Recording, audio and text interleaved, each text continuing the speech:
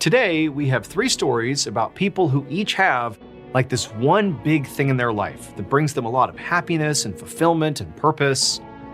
But unfortunately, this same thing winds up being the very reason that their life gets ruined. But before we get into today's stories, if you're a fan of the strange, dark, and mysterious delivered in story format, then you've come to the right place because that's all we do, and we upload 2, 3, even 4 times every week. So if that's of interest to you, on the next really cold day, offer to make the follow button a cup of hot cocoa. But don't use whipped cream on top, use shaving cream instead. Okay. One afternoon in June of 1993, a movie director named Xie Jin sat on a couch in a production studio in the city of Yinchuan, China. He was with a few members of his production team, and they were in the middle of auditioning what felt like the 100th terrible actor for the lead role in the film that he was directing. However, this was not an ordinary lead role. The lead role for this film was going to be a dog. So the movie was called An Old Man and His Dog, and it was based on this popular novel about a man living during a period of war in China with his loyal yellow dog. People had really responded to the story in the book because it captured just how devastating war could really be on rural communities, and a lot of people in China had seen themselves in the characters in this story. At this point, Jin had already cast the film's human actors, but the dog's role was by far the hardest to fill, and obviously the most central to the movie.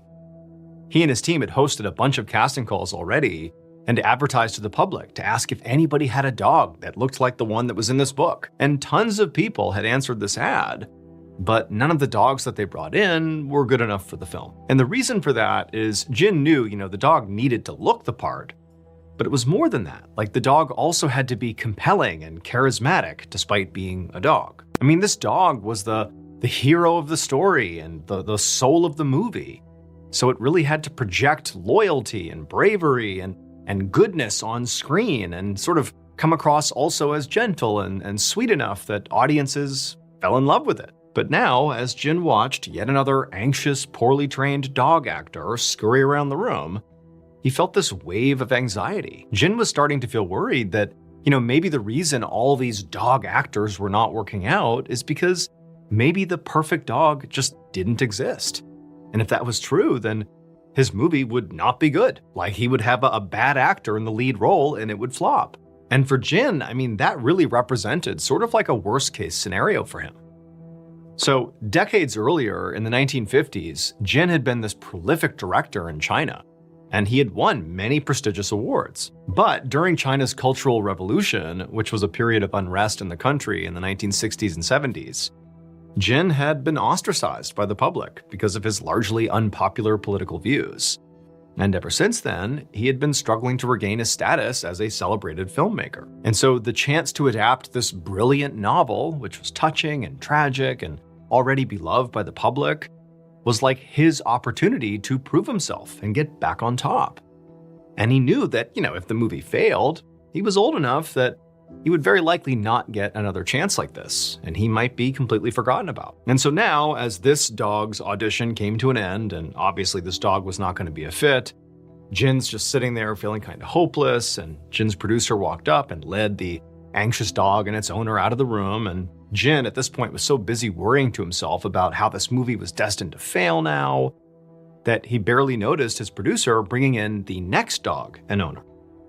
But when Jin looked up, and he actually looked at the dog that was now standing in front of him, the 101st audition he was seeing that day, he just stopped and practically gasped, because sitting in front of him, right in the middle of the room, was now this new dog that looked exactly like how he had pictured the one from the book.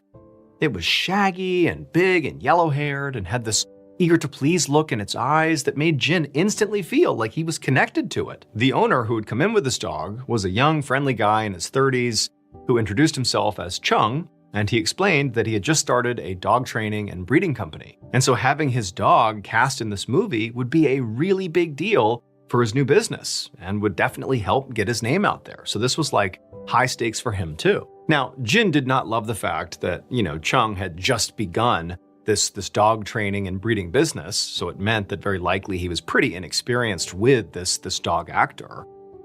However, when the actual audition began, any worries Jin might have had completely vanished. Throughout the entire audition, Chung skillfully directed this dog like he'd been doing it for his whole life. And the dog was obviously really smart and followed all the commands. He was, really well trained. And it just seemed like the dog was really devoted to Chung, because it really did exactly what Chung asked every single time. But more than that, as Jin watched this audition, it really felt like this dog didn't just look the part, it acted the part. This was the dog he wanted in his movie. And so after only a few minutes, Jin stopped the audition and he told Chung, "You and your dog have got the job." They began filming the movie just a few days later, and basically as soon as they started, all the worries Jin had about maybe this movie not doing so well just completely vanished. Because, just like he'd anticipated, this dog really was perfect. It obeyed his owner, Chung, without hesitation, same as it had during the audition. And the camera just loved this dog. The dog had this very sweet, tender quality to it that really came out anytime the actor playing the old man interacted with it, which is exactly what Jin had hoped for. And so Jin knew this dog was going to steal the hearts of everybody who saw it on screen. This was exactly what he wanted. And so Jin just disappeared into the making of this film. He poured all his focus, all his passion into each and every frame. And by the time production finally wrapped a few months later, Jin was sure they had just made a masterpiece. And Jin was right. The movie was released to rave reviews, and it seemed like everyone who saw it loved it. Not only was An Old Man and His Dog recognized as one of China's top films of the year, but also it was widely regarded as an instant classic worldwide. And so Jin knew that he had accomplished his goal here, and that his career now had a new beginning. A year and a half later, on an evening in late January of 1995, Jin was reading a script in his living room in the city of Shanghai, China. So the huge success of An Old Man and His Dog had meant that Jin was once again in very high demand, which meant he got lots of phone calls and people wanted him to read their scripts, and he was basically just getting to pick and choose what he wanted to do next. This was like best case scenario for him. So as Jin is sitting there, when his phone rang, because his phone again was ringing all the time these days, he assumed it had to be one of his producers who wanted to talk about one of the many scripts they were looking at. However, when Jin answered the phone, it was one of his producers, but what they said to him completely stunned Jin. His film, An Old Man and His Dog, apparently was being banned. Jin, when he heard this, he just sat there for a moment, unable to actually respond to this. This didn't make any sense. Why in the world would this wholesome movie about an old man and his dog get banned? This wasn't political in any way. This was a wholesome, family-friendly movie. So China did ban films with some regularity. Sometimes it was the content itself within the film could be viewed as being, unduly influential on the public in a negative way, and so that could cause the film to be banned. Or it could just be that the people who were in the film or the producers who made the film, they could have done something in their own personal lives that was viewed as being, unduly influential on the public, in a negative way. They could have had some scandal, and then because of that scandal, they could have their work banned. So the movie itself could be okay, but the people involved in the movie, they're bad, so movie must be bad as well. So that was sort of relatively normal. But Jin's film, An Old Man and His Dog, had been out for over a year at this point with no issues. It was viewed as this masterpiece. Everybody loved it. Everyone had all these great things to say about it. So it couldn't have been that. The movie itself clearly was okay. And Jin, he had in his former life, he had been politically divisive and it had cost him dearly, but that was in the past. He had not done anything political, not in this movie, not in his personal life now. He had not done anything that was scandalous that could potentially warrant, this film being banned. And so Jin's what in the world could have caused this movie to be banned? What is going on here? And his producer said, you're not going to believe it, but it's the dog. It would turn out, a few days before the producer called Jin, Chung, the owner of the dog who had starred in this film, had been arrested for being a serial killer. Over the last 5 years, he had murdered at least 5 people. But that was not actually why this movie was being scrutinized. The movie was being banned because of how Chung disposed of the bodies of the people he killed. After murdering and dismembering his victims, he would take those body parts and feed them to his dog. the star of the movie. And so ultimately, the Chinese government banned this film because they knew from now on, now that the news broke about Chung being a killer and what he did with the bodies, that you couldn't watch this movie and watch that dog without thinking about the fact that that dog was eating people. Jin would go on to make a few more movies, but they never really worked, and ultimately his career kind of stalled, and he never reached the heights that he had hoped for. However, Jin had always hoped that one day he would leave a truly lasting mark on the Chinese film industry. And he did, because he'll always be known for casting a flesh-eating dog in his cinematic masterpiece.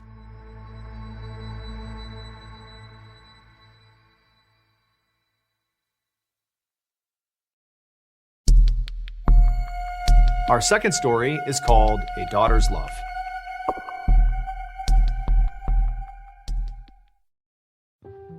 One evening in December of 1966, an 8-year-old girl named Elaine Ellery hurried after her parents as they walked towards this large factory in Norfolk, England. Elaine was so excited about the night ahead here that she was literally skipping as she walked along. So this factory was where her father worked, and they were having their big annual Christmas party. And for the first time ever, Elaine was being allowed to go, and she couldn't wait to see what was inside. So Elaine was really close with her dad, because even though he worked very long hours, he always went out of his way to spend time with her and make her feel very special. In fact, during the work week, it wasn't uncommon for her dad to come home over his lunch break just to give his daughter a big hug, and so they could quickly eat together before he had to rush back to work. And so now, after hearing about her dad's amazing factory over countless lunches they spent together, Elaine, for the first time ever, was actually going to be able to see what he was talking about, because to this point, she had never even stepped foot inside of the factory. Finally, Elaine and her parents arrived in front of this big factory, and in the doors they went, and immediately Elaine is like totally struck by just how truly incredible this place is. I mean, it was huge inside. It was already packed with people who were chatting about. There were all these other coworkers and their kids and their families, and Christmas music was playing, and all she could smell was apple cider and baked goods. And she looked around and she saw the whole interior of this great entry room they had walked into was beautifully decorated for the holidays. There was tinsel and there were all these things hung up everywhere, and there was even fake snow all over the place to give it like a true Christmas vibe. And so Elaine, I mean, she had really high expectations of how grand this place was going to be, and so far, it had more than lived up to its expectations. I mean, this was really like an incredible thing. So she was delighted, and the whole night she just ran around the party holding her dad's hand, looking at the machines and meeting his coworkers and eating all these treats. I mean, it was really just an incredible time. I mean, the evening was a whirlwind for her, and before she knew it, Elaine was exhausted and back in the car, driving home, drifting off into a very happy sleep. The rest of Elaine's childhood was very charmed. I mean, basically, she and her dad stayed very close. You know, they went to that Christmas party every year after that first time she went, and it was always such a fun event. And Elaine and her dad continued to have those lunch breaks during the work week. And, you know, by the time Elaine was getting old enough to start thinking about, you know, starting a family of her own, she thought hard about the values that her father had instilled in her. One was her dad clearly worked very, very hard. And the second one was her father clearly prioritized family over everything else. You know, as inconvenient as it was for him to come home on his lunch break practically every day, you know, taking a break from, you know, backbreaking work in the factory, he still did it because he wanted his daughter to feel prioritized and special. And so she knew when she had a family of her own, she would act like her father. So you can imagine how Elaine felt in 1983 when Elaine was 25 years old, and by this point, she'd gotten married, she had 2 kids of her own, she was living up to the example her father had set for her. You can imagine how she felt when that year her father passed away. I mean, for Elaine, this was like earth-shattering. I mean, she knew he was getting older, and it wasn't wholly unexpected that he passed, but for Elaine, I mean, this truly was like devastating. I mean, her father was like her rock. She had really modeled her whole life on her dad. However, after that initial really intense grief period ended right after the death of her father, Elaine was able to, you know, have a moment of reflection, and she realized that, you know, as devastating as it was that he was gone now, you know, in a way, because of the way she had built her life, prioritizing family and living like her dad, that in some ways, even though he was gone physically, spiritually, he was very much still with her and always would be. Fast forward 41 years to one afternoon late in the summer of 2024. And Elaine, who was now in her late 60s, was sitting at her kitchen table in her Norfolk home reading the newspaper. So Elaine had retired just a few years ago, and so now her life was pretty much exclusively about her family and about, slowing down and truly being retired. And in some ways, the timing couldn't have been better for her to start slowing down because lately, Elaine had been feeling absolutely exhausted, which was odd because Elaine felt like, even though she viewed her retirement as a chance to slow down, that she would likely have more energy because she wasn't working anymore. And so her slowing down would sort of be by choice, not because she literally couldn't keep up anymore. But lately, it was like Elaine had zero energy. It's like all she could do was sit in place and either read or call her kids, and that was basically it. But on this particular day, as Elaine just sat in the kitchen reading the newspaper, despite not physically really doing much at all, she suddenly started to feel winded, like she had been running around or something, like it was hard to catch her breath, and it scared her. She put the paper down and she sat there for a minute trying to calm herself down, telling herself this is just like a panic attack or something. But it didn't go away, and she really was struggling to breathe. And so she decided she would get up and go get a cup of water and just, take a sip of water and calm down. But when she stood up and began walking over to the sink to get water, like this sensation she was having just got worse and worse. And by the time she was at the counter, she's like holding on to it just to stay up on her feet. And she's trying to sip the water, but she's still like unable to breathe. And she realized that this, combined with this recent really intense fatigue, meant something had to be wrong here. Like this was not something she could just write off. And so she hobbled her way over to the phone, she picked it up, and she called her doctor. Not long after, one of Elaine's children came by, picked her up, and drove her to the hospital. And by this point, Elaine, she had calmed down a little bit, but still that experience of really not being able to breathe really had shaken her up. And so Elaine, she goes into the doctor's office and she sits down in the exam room and she explains to her doctor what's been going on and what just happened that day. And not long after that, her doctor got a series of tests done, and eventually Elaine got an answer from those tests that explained all of her symptoms. However, that answer made Elaine look at her childhood, her charmed childhood, in a completely new and disturbing way. It would turn out, decades earlier, Elaine's father really had been setting a great example by working very hard and always prioritizing his family and always prioritizing his daughter. But what her father didn't know at the time, in fact, many people didn't know at the time, was that his work itself was actually putting his family at risk. At this time in the UK, most factories, like the one Elaine's father worked at, made products that contained asbestos. So asbestos is a substance that was used very widely for decades to construct structures primarily, like in construction it was used a lot. In fact, it was so common that basically any house or building built before the year 2000 likely was made with asbestos inside of it. And so when Elaine was growing up in the 1960s, asbestos was, naturally still being used all the time, and her father obviously encountered it daily at his work. But even though they didn't know it at the time, this was a huge problem for Elaine and her family, and really for anybody else who was living a life that was similar to theirs.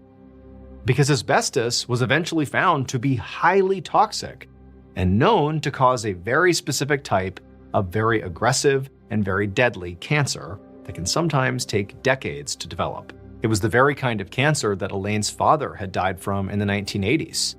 And unfortunately, it was the very kind of cancer that Elaine was diagnosed with in 2024 following that, difficulty breathing and fatigue spell.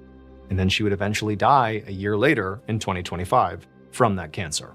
And so in a tragic twist of fate here, basically it was because of how close Elaine was with her father growing up that she ultimately contracted the same disease that he did. I mean, there's no question he got that cancer because of his exposure to asbestos in the factory. But he would come home from the factory, like over lunch, he'd come home and he'd have lunch with Elaine and he wouldn't change. He'd give her a big hug. They'd have their lunch break together. He's putting asbestos on his daughter, not knowingly, but he's covering her in this toxic substance.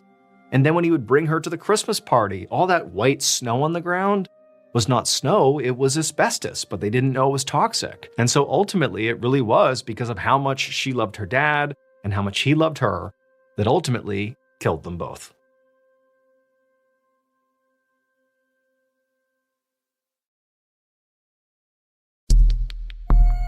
The third and final story of today's episode is called Rest and Relaxation. Around 9 p.m. on January 18, 2015, a 68-year-old man named Dennis Antiporak stood at his kitchen counter in North Miami Beach, Florida, writing a note. And this note was for his wife and for his adult daughter, Laura, who lived with them. And all he was doing was letting them know that he was going to be stepping out, but he'd be back in a couple of hours. Now, for Dennis, it actually was not that unusual for him to go out this late at night. This was kind of routine. He would often leave the condo where they lived, and he would go down the street to this diner called Denny's, which is a big chain in America. And he would hang out there with his friends, stay there for a couple of hours, and then he'd come back home. And tonight was going to be no different. His plan, as he said in this letter, was to go to Denny's. However, there was one stop he wanted to make before he headed out to Denny's, and he made that clear in his note. He basically provided his loved ones with his evening itinerary. So after finishing the note, Dennis left it on the counter, he grabbed his things, and then he walked out the front door of the condo. Several hours later, around 2 a.m., Dennis's daughter, Laura, paced around the living room of the family's condo with her cell phone to her ear. So she and her mother had gotten home around 10, so an hour after Dennis had left, and they had found Dennis's note on the kitchen island. But now, it was getting really late, and from the note, it seemed an awful lot like he would have been back by now. And so now Laura was trying to call her dad to figure out what was going on. However, every time Laura dialed her dad's number, it just went straight to voicemail. And so again, now that it's like 2 a.m. and she's starting to worry about her dad, she knew that he had gone to Denny's, the diner down the road, and so she looked up the number for that restaurant. It was open 24/7, and she called the Denny's. However, when a worker at Denny's answered the phone and Laura asked them, hey, is my dad there? Because by this point they would know him. He went there all the time. The worker said no, he hadn't been in at all the whole night. And so after hearing this, Laura was baffled. Like, where else could her dad be? But then she remembered the note, because her dad said before he was going to go to Denny's, he was going to make a pit stop. And so she looked at the note again, and she was like, that's where he has to be. He's got to be upstairs. So upstairs in this condo complex was a whole bunch of amenities that this place offered for its residents. There was a big gym and a pool, and there were common areas and relaxation rooms and all these different things up there. And Dennis loved going up there. And in his note, he indicated that's where he was going to go and go relax for a little bit before going out to Denny's. And so Laura, she heads upstairs, and the first place she looks is the gym. But the gym was totally empty. No one's up there working out at 2 a.m. It was vacant, and her dad's nowhere to be found.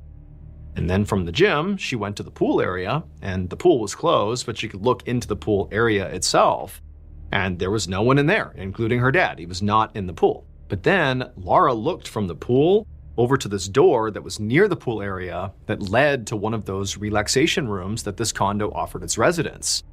And in her dad's note, he had indicated he was going up there to, relax. And so she walked over to the door, she tried the handle, it was unlocked. She pushed it open, and immediately she was hit with this overwhelming smell. She nearly gagged, and then she looked up, and she saw her dad. So this condo had a whole bunch of different ways for their residents to unwind and relax. They had these relaxation rooms. They had mindfulness rooms and meditation rooms and yoga rooms. They had the pool, they had the gym, and they had Dennis's favorite relaxation room, which was actually just a sauna. So earlier that night, Dennis went into the sauna, expecting to be in there for a short amount of time to just relax, basically. A sauna, all it is just a closed space that gets really, really hot inside, and you sweat, and you just kind of sit there and just allow your body to kind of melt a little bit and relax, and then you get out again, you feel very refreshed. But it's critical that you only stay in for a limited amount of time, because you're effectively inside of an oven. And Dennis, he went into the sauna, no one else is in there, he set the timer for when it should shut off, and he fell asleep inside the sauna. And then the timer malfunctioned, and so the sauna didn't turn off. And so he's asleep in the sauna, It's just cooking him over and over again until he actually has a heat-induced heart attack and he dies. But then nobody knew he was in there, and the sauna's still on, and so he's dead in the sauna, basically just cooking for hours and hours and hours, until finally his daughter Laura went up there, opened up the sauna door, and found her dad, who by this point was literally charbroiled. On June 29, 2013, 35-year-old Larry Wells woke up at 3 a.m., slipping out of his bed quietly so he wouldn't wake up his wife. Larry's wife was 3 months pregnant, and raising their 4-year-old daughter was already a full-time job for her, so Larry wanted to be sure that she got all the sleep she needed. After climbing out of bed, Larry slipped into his work clothes that he had laid out the night before, and then he tiptoed through the house out to his car. Larry drove for about 5 minutes through the desolate streets of Hamburg, which is a quiet suburb just outside of Buffalo, New York. And at this hour, pretty much every business in town was closed, so it was very quiet and peaceful. Larry eventually turned into a large parking lot and pulled into a parking space. He got out of his car and began walking toward the big, sprawling building at the center of the lot. And as he walked towards it, he glanced up at the sign above the entrance of the building, and as he looked, he smiled. This sign represented something that had deep roots in Larry's childhood and also now an important place in Larry's adult life. That sign's multicolored letters spelled out Toys R Us. Toys R Us was a very popular toy store chain in the United States at the time, and it's where Larry had worked for the last 7 years.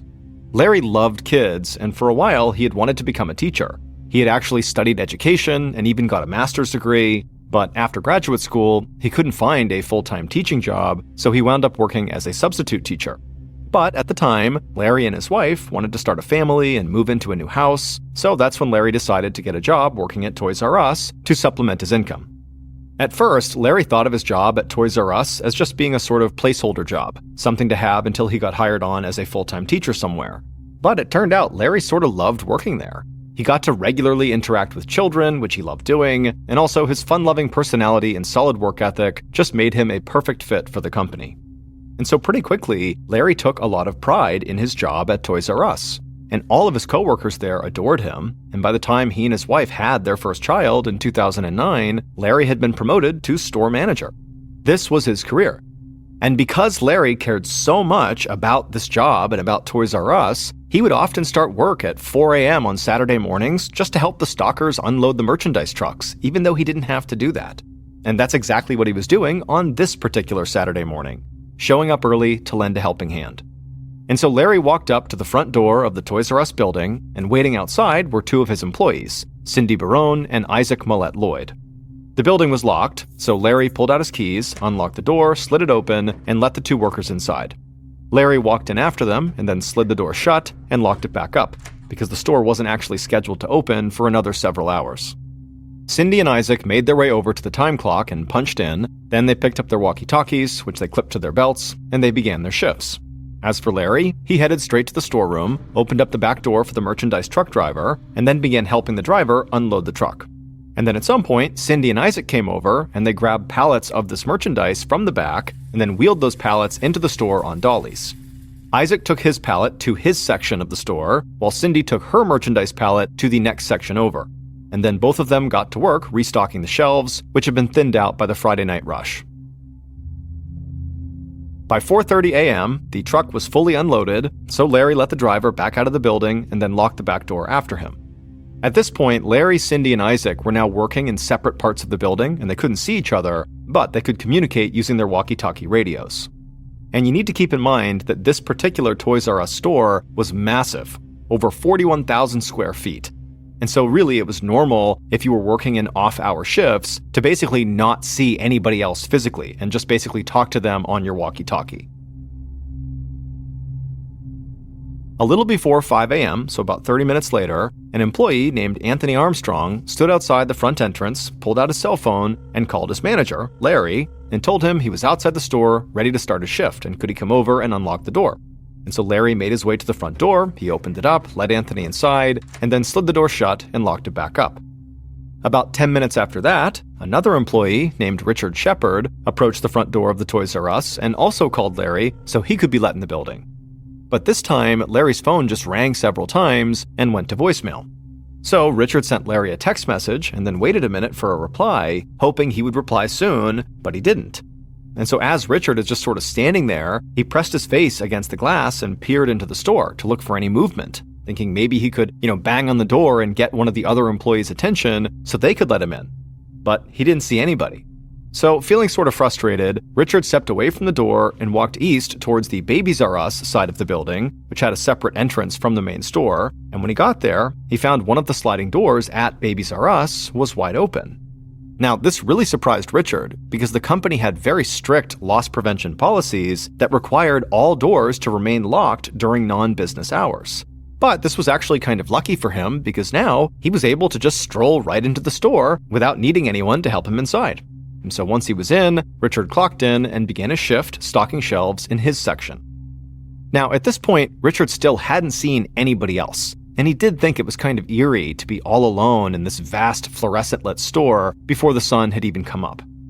A few sections over from Richard, Isaac was still stocking his shelves, and he was taking his time as usual because Isaac was meticulous and took great pride in his work. He also really liked Larry as a manager, and so he always tried to do a really good job when Larry was around because he wanted to impress Larry. Cindy, on the other hand, was actually almost done stocking her section. But it wasn't because she was lazy, it was because she had worked at Toys R Us longer than a lot of the other employees, and so she knew the merchandise inside and out, and she could basically make her way through the entire giant store with her eyes closed, and so she was just really quick. As the hour wore on, all the employees kept plugging away, sort of independent of each other, and outside, as the sky turned from pitch black to a pale blue as the sun rose, the lights in the parking lot switched off for the day. Isaac looked outside and noticed the sun coming up, and he knew the store was going to be opening in just a couple of hours, and he still had more merchandise that he would need to put out onto the shelves. So he wheeled his now empty pallet to the back of the store into the stock room, and he was about to load up another full pallet of merchandise when he suddenly heard a noise coming from inside the store. It was a repetitive noise, like a wailing sound, but sort of flat and robotic. At first, just because Isaac didn't know what the sound was, he simply tried to ignore it and just focus on his work. But the sound just kept going on, and nobody seemed to be turning it off, and that's when Isaac realized this was actually an alarm going off inside the store. And so Isaac stopped what he was doing, and he pulled out his radio, and he pressed the button and said, "Hey Larry, there's an alarm going off in the store, can you please turn it off?" But a minute went by, and the alarm still kept going, and there were no responses from Larry on the radio.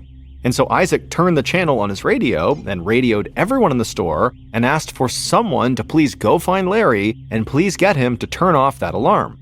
Cindy happened to be closest to the manager's office at the front of the store when Isaac made this radio call, and so Cindy replied into the radio that she would go see if Larry was in his office.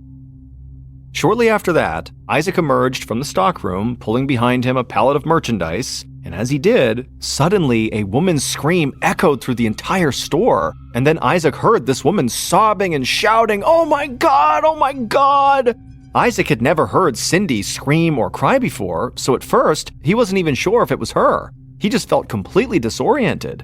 And then Isaac saw his coworker Anthony rushing towards the manager's office, and so Isaac followed behind.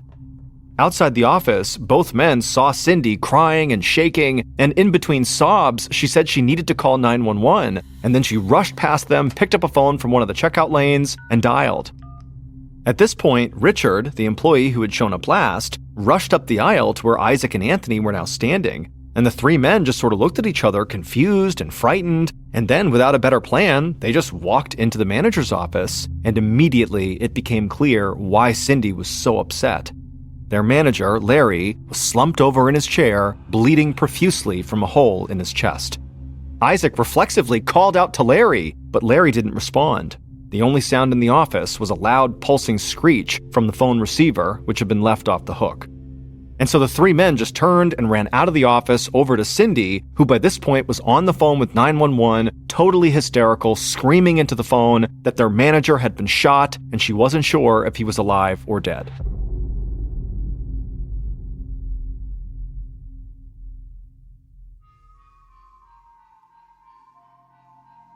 The Hamburg Police Department received word from dispatch of a shooting with a possible active shooter scenario at the Toys R Us, and so every police unit in town busted a U-turn and sped in their cruisers straight for the store. Now, the 911 operator had told Cindy that the police were going to be there soon, and so everybody in the store needed to exit immediately and wait in the parking lot.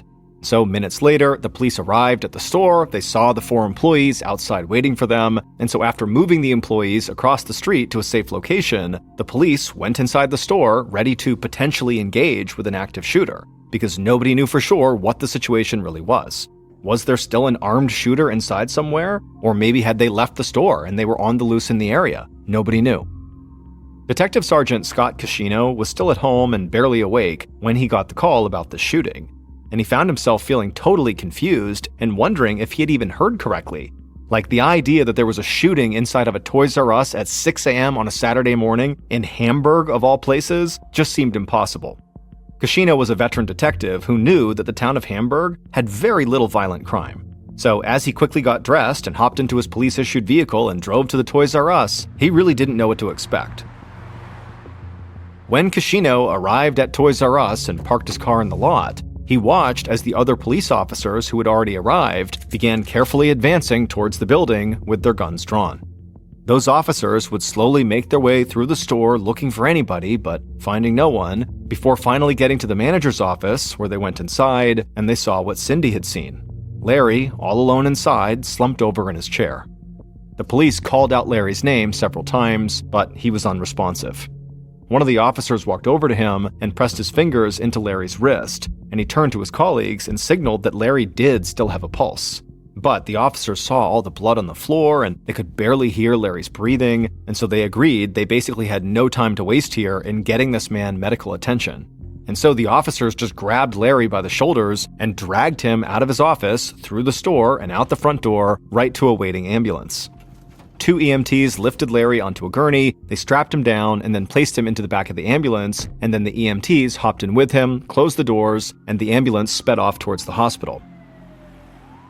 And as that ambulance sped across town, the EMTs in the back worked on Larry, trying to compress the wound in his chest and get the bleeding to stop. The EMTs noticed that in addition to the huge hole in Larry's chest, there was another wound in his shoulder, but comparatively speaking, it was not nearly as big of a deal as the chest wound. And then as the EMTs continued doing their work, they realized, these wounds were not gunshot wounds, they were knife wounds. Larry had been stabbed. However, despite all the efforts made by these EMTs to try to save Larry, he would unfortunately pass away from his wounds when they were only about halfway to the hospital. Back at the Toys R Us, police had set up a perimeter around the property, and then the SWAT team arrived. The SWAT team then searched both inside and outside the building, and then reported to Detective Cascino that they didn't find anything or anyone that was suspicious, and so at this point, all investigators were clear to now enter the building. It was also around this time that Detective Cascino and the rest of the first responders learned that the victim had died on the way to the hospital, and that contrary to what the initial theory had been, that he had not been shot, he had been stabbed to death. Cascino and crime scene investigators proceeded into the Toys R Us and headed directly into the manager's office, where Larry had been found. Once inside, everything was carefully swabbed for DNA and dusted for fingerprints, and as they did this, investigators were careful not to step in the long streak of Larry's blood that had been left there on the ground when the police had dragged him out. There was also a security DVR on the table. It was where footage from all the store's security cameras was fed and recorded onto a hard drive. And very clearly, the power cord to that security DVR had been unplugged and pulled away from the wall. Cascino had a hunch that one of the employees who had been working that morning was Larry's killer, and the footage from the surveillance cameras around the property may very well reveal which one it was. So getting this DVR connected and reviewing the footage on it from the surveillance cameras would be crucial. At this point, the 4 employees who had been there that morning, Cindy, Isaac, Anthony, and Richard, were the primary suspects in this murder, and so Cascino and his team quickly separated them so they could all be interviewed individually. Investigators put Isaac in the passenger seat of one of the police cruisers, and Cascino sat in the car with him. And the first thing Cascino noticed was how Isaac was trembling and tripping over his words. And so Isaac's nervousness and his inability to answer questions clearly made him seem suspicious, and so did the behavior of Anthony Armstrong, who was the youngest member of the employee crew. He completely clammed up during his interview and refused to answer questions, so that raised a red flag too. Then, detectives questioned Cindy, who was the one who actually found Larry's body, and she was cooperative and helped investigators develop a timeline for the events of the morning, but critically, during her interview, she made it very clear that Anthony was the last person to see Larry alive. Then, investigators learned that the final employee, Richard Shepard, was late for work that morning. And when detectives asked him why, Richard explained that he had stopped at the 24-hour grocery store to buy a drink and some snacks to help him get through his shift.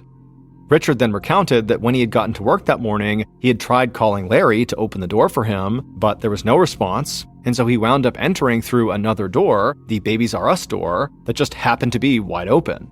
And then Richard explained that, that in and of itself was very unusual because they were all under strict orders to keep the doors locked at all times during non-business hours. And so the investigators finished up their initial interviews with the 4 Toys R Us employees who were there that morning, but they told them they would still need to stick around a bit longer.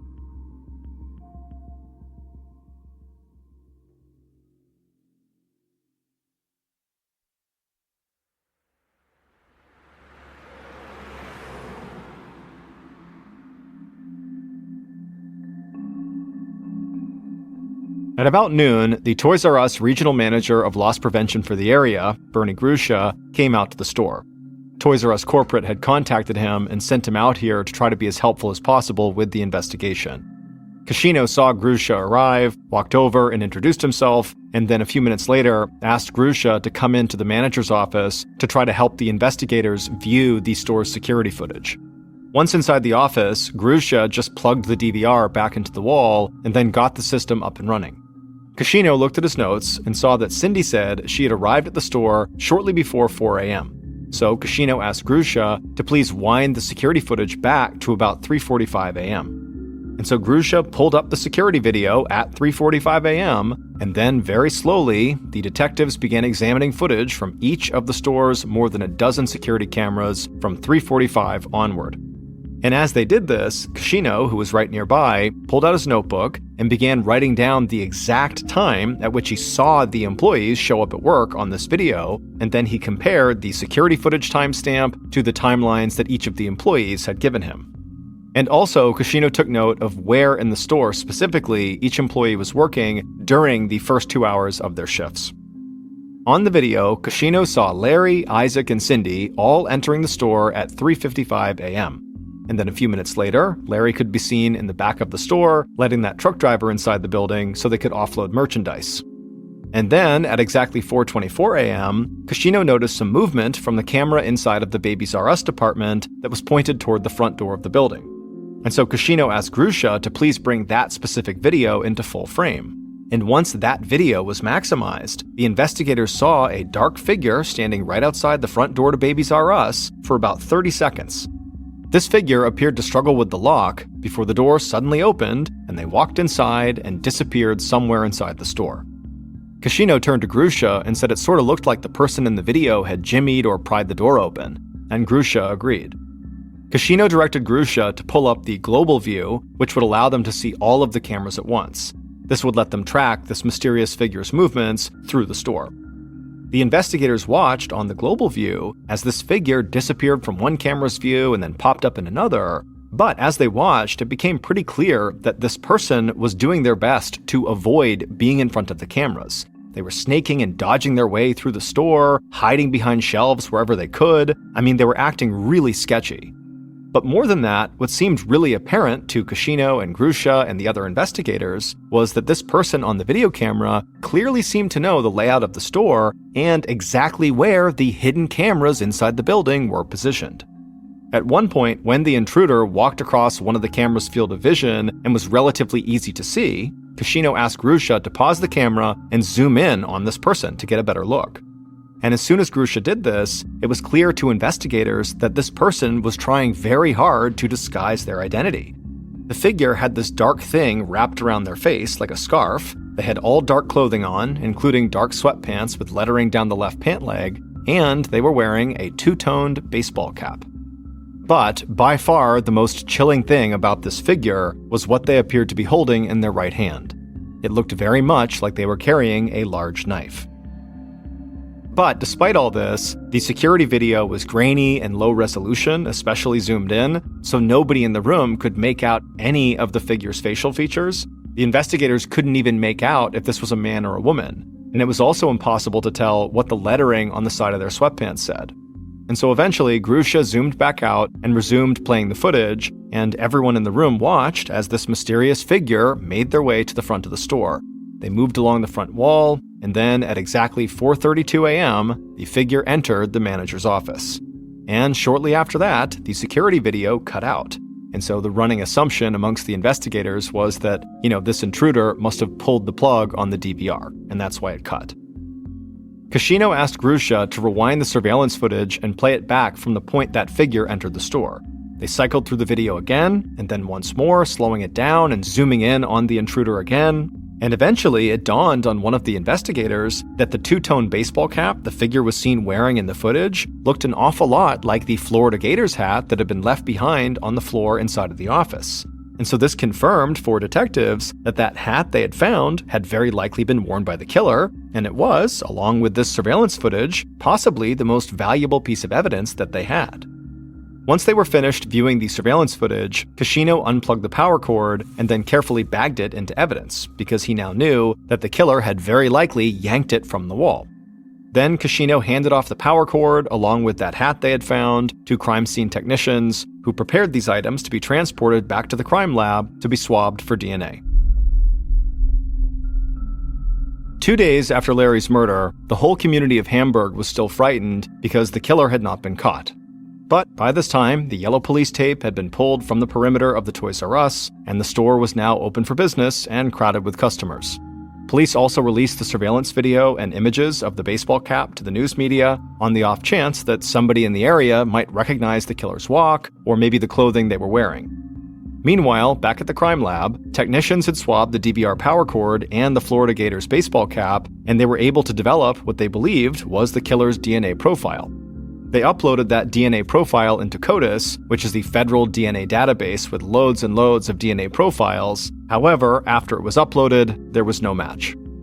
So at this point, the investigators, which now included the FBI, made it their main objective to collect DNA samples from every employee of the Hamburg Toys R Us store, both current employees and former employees, because many, if not all of these people, would not be in the CODIS database. And remember, the leading theory at this point is that, Larry was killed by potentially an active employee or a former employee, somebody with access to this building and an understanding of where the cameras were.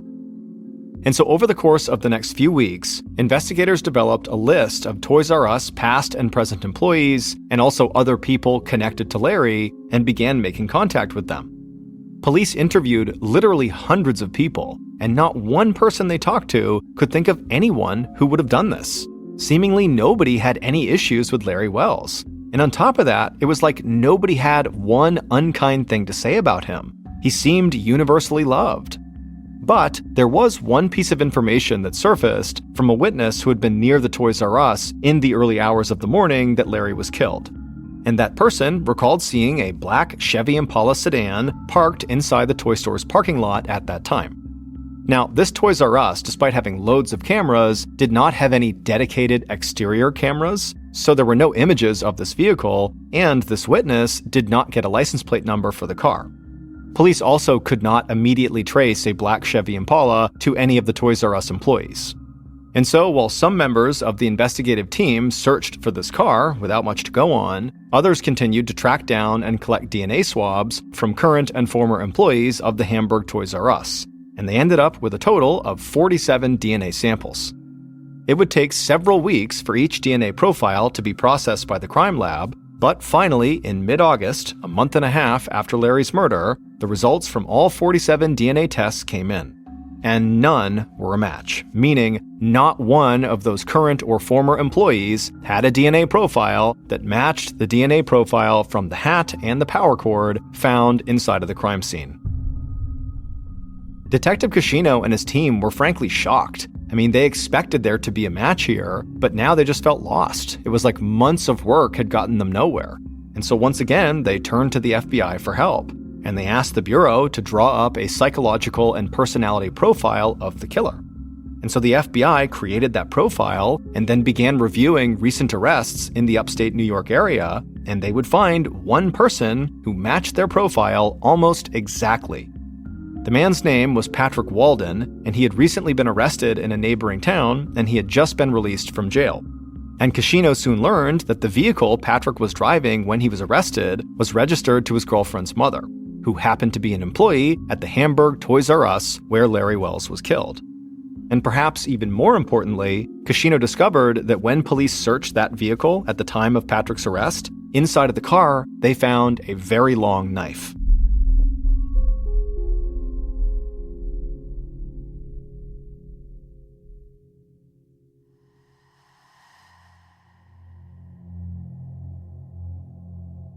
Detective Kashino and the rest of the investigation now considered Patrick to be their primary suspect.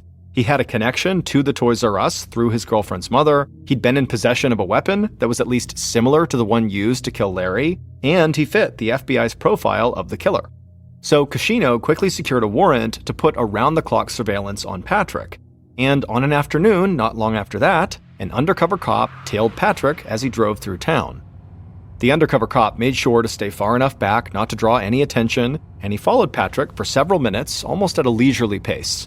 Then, the cop noticed Patrick's driver's side window roll down, and so sensing an opportunity here, the cop sped up a bit and leaned forward in his car to get a better look inside of Patrick's car, and he saw Patrick throw something out of the open window onto the street. Now, the cop had no idea what it was, but there was no way he was going to miss this opportunity. And so instead of continuing to trail Patrick, the cop pulled over to the side of the road, he got out, he walked into the middle of the road, being careful of oncoming traffic, and he began looking at the ground for whatever it was Patrick threw, and he couldn't believe his luck, because right there in the middle of the road was a still smoldering cigarette butt, something Patrick had just been smoking. And so it would definitely have a sample of Patrick's DNA on it. And so the undercover cop slipped on a pair of gloves, he crouched down, picked up the butt, carefully extinguished it, dropped it into an evidence bag, and headed back to his vehicle. The cigarette butt was sent to the crime lab for processing, and Detective Kashino and his team thought that was going to be a huge break in the case. But as with all the other DNA samples police had collected to that point, Kashino knew it would still take weeks before test results came back. And during that time, the local news started running stories about how the investigation still hadn't caught the killer, and about how people in the community were tense, feeling as though anyone among them could be the killer. And on top of that, Larry's widow was now more than 5 months pregnant with the couple's second daughter, who would be born without a father.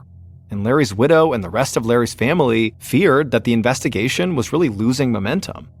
And so Kashino was feeling a ton of pressure to crack this case. So while he and his team waited for DNA results on the cigarette butt, they went back to the beginning, reviewing their case files and looking for anything they might have overlooked. And it was at that point that investigators realized there was still one Toys R Us employee on their list that they actually had not obtained a DNA sample from. In fact, every time they had contacted this particular employee to request a sample, this person had an excuse as to why it wasn't a good time. They were either out of town, attending a family event, or just feeling under the weather. And the more time that passed, the more it seemed like this employee was actually deliberately trying to avoid giving their DNA sample. So detectives reached out to this person again and said, hey, we got to do this sample. But once again, the employee said, no, it was not a good time. They said they were still very distraught over everything that had happened. And so for the time being, they had gone to stay at their father's house, so they were not around to give the sample. Kashino and his team believed that they had already been patient enough with this employee, and that the employee's evasiveness was really starting to look quite suspicious. So the investigators located this employee's father's house, and they drove out there hoping to basically force this employee to give a DNA sample. And so the investigators made their way out to this house, they parked outside, got out of their vehicles, and began walking up towards the door. And as they passed by a car that was parked in the driveway, one of the investigators stopped in his tracks. He called out to the others and waved them over to the car he was next to, and then he pointed to something on the rear bumper. It was a Florida Gators bumper sticker. And remember, there was a Florida Gators hat found in the crime scene. That's where the DNA sample was being pulled from. When Kashino saw this, he felt a jolt of excitement. He felt like this could be a big break. And so he and the others walked up to the front door and they knocked, and the employee they were trying to get this DNA sample from answered, appearing very surprised to see the investigators at their father's house. But Kashino was very disarming, and he apologized for bothering them. And he said, look, I know this is not a good time, but the police department really needs to get their DNA right now just so they can eliminate them from the suspect pool. The employee nodded and said they understood, and then Kashino handed them a swab and asked them to please put it in their mouth and swab their cheek. The employee did that and handed the swab right back, and Kashino dropped it into a plastic vial and sealed it inside. The investigators thanked the employee, then they returned to their vehicles and drove back to the station. Once there, they handed over the swab to the crime lab, but they knew, just like with the Patrick Walden swab and all the others, they would have to wait weeks before this result would come back. While they waited, no major new leads developed. The only thing that came up was investigators learned that Isaac, the employee whose anxiousness had raised suspicions right after the murder, quit his job at Toys R Us, but that didn't really lead the police anywhere. Then finally, in the middle of October, DNA test results came back for Patrick Walden, who had thrown that cigarette butt out the window that the undercover had found, and also for the final Toys R Us employee that police had to go to his father's house to collect that swab for. And one of those two DNA profiles would be a match for the DNA that was found on the Florida Gators hat and the security DVR power cord. And so, more than 3 months after Larry Wells was murdered, Detective Kashino and his team now knew what happened inside the Toys R Us on that Saturday morning in June, and they knew the identity of that figure in the grainy surveillance footage.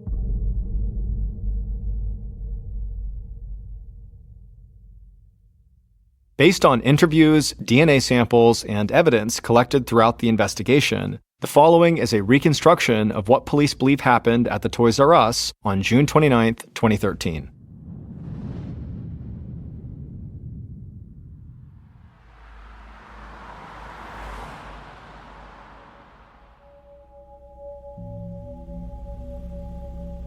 In the dark, early morning hours, the killer drove a black Chevy Impala into the Toys R Us parking lot. They parked the vehicle and then just sat there, scoping out the closed store and planning their entry.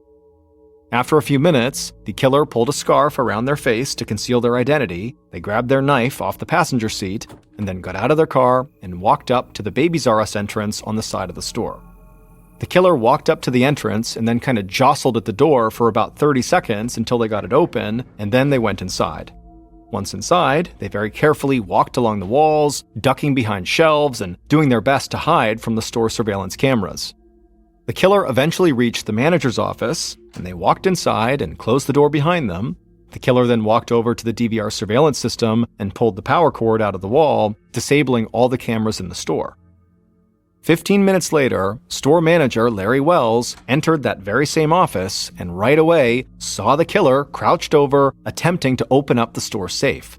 The killer heard Larry enter and they wheeled around and immediately held up their knife and demanded Larry come over here and open the safe. But Larry, instead of doing that, just reached for the phone to call for help. But at the same time, the killer lunged at Larry and the two men began to struggle. Larry tried desperately to push the killer off of him, but the killer began swinging their arms wildly, at one point stabbing Larry in the shoulder. And when that happened, Larry stumbled forward, and the killer at that point just raised the knife again and brought it down into Larry, stabbing him in the left side of his chest. Larry screamed out in pain and then collapsed into the chair. The killer just stood there for a second, shocked at the sight of Larry now bleeding profusely from the stab wound they had just inflicted on him. And so the killer, who was starting to panic, just forgot about the safe and just turned and ran out of the office, not realizing their baseball cap had fallen off during the attack. Once out of the office, the killer slipped through the store unseen and rushed back outside. They got back into their Impala, sped out of the parking lot, and tossed the knife into a dumpster as they fled the scene.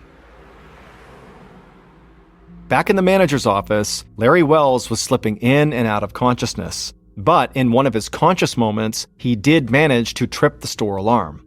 However, despite that alarm going off, Larry would lay there bleeding for nearly an hour before he was finally discovered and help was called. But unfortunately, by that point, it was already too late. For months, detectives had dealt with one DNA test after another that did not match the hat or the DVR cord. But they did finally get a match from that last employee they had tested, and that employee was Bernie Grusha, the regional vice president of loss prevention for Toys R Us, and the same man who had assisted investigators with the security footage. He literally watched himself maneuver through the store, eventually committing a murder while he sat there with police. On October 16, 2013, police arrested Grusha and charged him with the murder of his friend and employee, Larry Wells. Investigators served a search warrant on Grusha's home, and what they found in the garage of the house brought them much closer to understanding his motives. Police found over $200,000 in stolen Toys R Us merchandise, and what the investigation would soon uncover is that Bernie Grusha, who had been hired to protect Toys R Us assets, was actually robbing Toys R Us blind. He had stolen merchandise from numerous Toys R Us stores in New York and Pennsylvania, and he was then reselling this merchandise on eBay to help chip away at his mountain of debt while continuing to live a lifestyle that was way beyond his means. Investigators learned that his wife became fed up with Grusha's reckless spending, and she also discovered that he was cheating on her, and so their marriage was falling apart. And just 3 weeks before Larry Wells' murder, Grusha had had this argument with his wife, after which he had left the room, ran upstairs, entered the master bedroom, got out his 9mm Beretta pistol, and fired it. And his wife ran upstairs and found her husband lying face down on the floor, thinking he must have killed himself, and so she frantically ran to him and turned him over, at which point he looked back at her, completely unharmed, and told her he just wanted to test her and see how she'd react. His wife reacted by calling the police, who quickly showed up, confiscated the gun, and placed Grusha under arrest on charges of criminal possession of a weapon and harassment. His wife then filed a protection order, and so Grusha could not return to the house that he shared with his family. So he went to live with his father as his life continued to fall apart. Grusha had reached a point of total desperation by the time he parked the black Chevy Impala in the Toys R Us parking lot that morning in late June, before taking the life of a man he had hired and considered his friend. It turned out Grusha had rented that black Chevy Impala, and when he arrived back at the store later to assist investigators, he was driving his own car. But police were able to trace that rental car back to him, which further solidified their case. Investigators also discovered that Grusha had actually used his key to unlock the Babies R Us door. He had simply pretended to be prying it open for the security cameras, because he figured that would point investigators to a lower-ranking employee or someone who did not work at the store at all. Grusha eventually admitted to everything he had done in exchange for a reduced sentence. He claimed he did not intend to kill Larry Wells that morning, that he had gone in there to commit a robbery, and then things had simply got out of control, and he had stabbed Larry while flailing about with his knife in his hand. Prosecutors knew there was no way they could prove intent, so they ended up reducing the murder charge to just first-degree manslaughter. And so Bernie Grusha pled guilty and was sentenced to a minimum term of 25 years in prison.